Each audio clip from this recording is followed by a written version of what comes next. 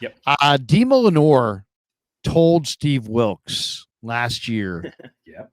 before the Super Bowl that he wanted to play in the slot against the Chiefs. And Wilks ignored the advice. Yep. And I'm going to share the screen here because this is a good little soundbite. This is Demo talking to Richard Sherman about this. And listen to what Sherman says to him. We'll go back. Telling them how I was feeling. Let's go back and listen to this. Yeah. And then we'll talk about it in a second. Here's Richard Sherman and Demo Lenoir on the Richard Sherman podcast. Question, because I never watched. Did you ever get a chance to go back and watch the Super Bowl?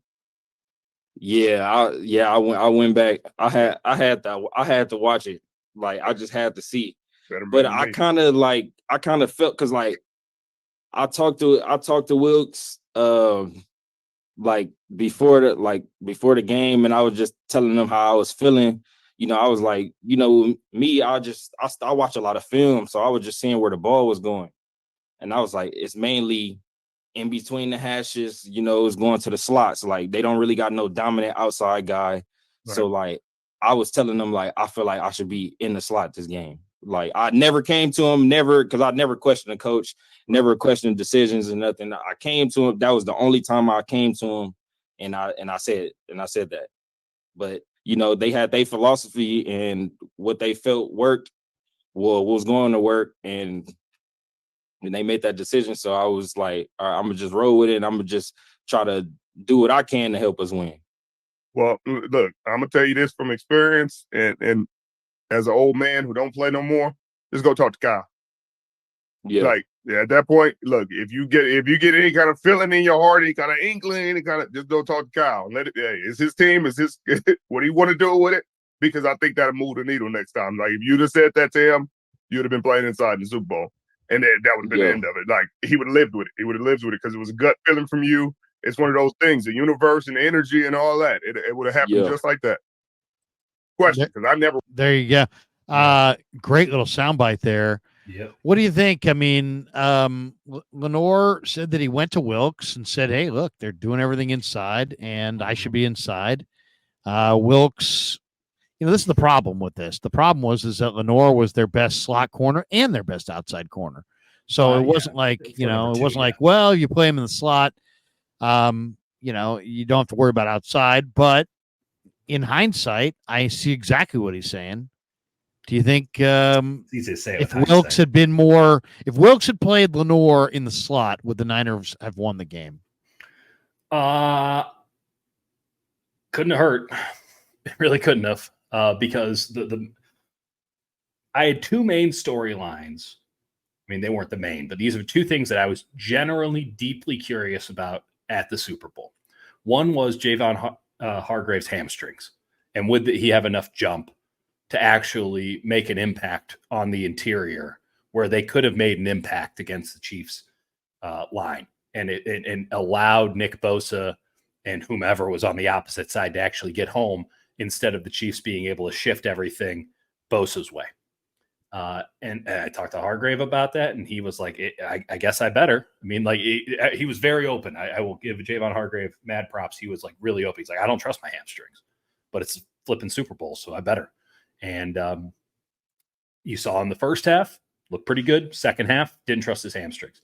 The other storyline that I was like really tuned into, and I asked Steve Wilks about this directly, and Steve Wilks, he straight up scoffed at me. And I go, exactly what Lenoir said. Kansas City likes to work over the middle. You guys don't have somebody that you trust in the slot right now. Would Demo go into the slot? And he scoffed at me and said, we have a scheme and I know what I'm doing. Like, he was mean about it. He was really standoffish and frankly rude. And that wasn't the first time Steve Wilks was like that with me. It was certainly the last time. And I remember when I found out on like Tuesday that Logan Ryan was going to start in the slot, and I had built up a smidge of a relationship with Logan Ryan. I see him at media and I go, hey man, you signed on to be now they got you at slot corner, man. And he ducked out of that conversation so fast because he knew it was a bad idea. He knew it wasn't the right move. And so, yeah, when I remember when they rolled that out there, and you watch, I mean, they got I think it was Oren Burks again and again and again, because they kept being in 4-3 like it was 2002. They kept running Tampa 2 like it was 2002. And then they got a strong safety playing nickel so that they could keep Lenoir on the outside, making sure that nobody who is of any real importance to the offense doesn't get open. And there is a counter to this, which is the alternative was Ambry Thomas. But ultimately, you put your best players in a position to make plays. And Steve Wilks definitively decided against that. Not just with Lenoir saying it, but then doing it. And I think back to all the times throughout the past season, and certainly more have come to light now that Wilks is out of the building. But even when he was in the building, all the times last season where John Lynch and Kyle had to go to him with ideas like Mooney Ward's going to shadow these receivers, or Steve Wilks, you got to come to the sideline. This dude was so stubborn and so jaded and such a chip on his shoulder about how he got did dirty in Carolina and Arizona. He was out to prove that he was actually the smartest football coach on a coaching roster that included Kyle Shanahan. And he just had amicus for anybody who would question anything he said. I was not upset when Steve Wilks got fired. Let's put it that way. Well, I'll tell you the big change, and I haven't fleshed this out fully yet, but I believe I know Steve controlled the games they played up front last year. And I believe before Steve got here that Kasarik was controlling those games up front. And the games that they played up front last year were largely ineffective. Well, they're basic too. And I mean, right? real basic. They couldn't get any push with the players that they had. And instead of saying, okay, we got to do something a little bit more exotic, we got to mix it up. Here's some stunts. Here's some delays. Here's some stuff. Here's just something. They didn't do it. And I have to give Steve a little bit of deference on this one. He did do some very good things individually with players in the secondary. Travarius Ward took his game to another level. Lenoir took his game to another level. And Jair Brown was ready for the job when they eventually had to give it to him, albeit then they took it immediately away from him and gave it to Logan Ryan. It was a whole hot mess. And Logan Ryan coming in off a Disney cruise wasn't going to be the kind of guy to question Steve Wilks, right? He was just happy to have a job. And he was a quality enough player to where Steve Wilks would just say, oh, he'll do whatever I tell him to do. That was the kind of player Steve Wilks liked, and it burned his ass in the end.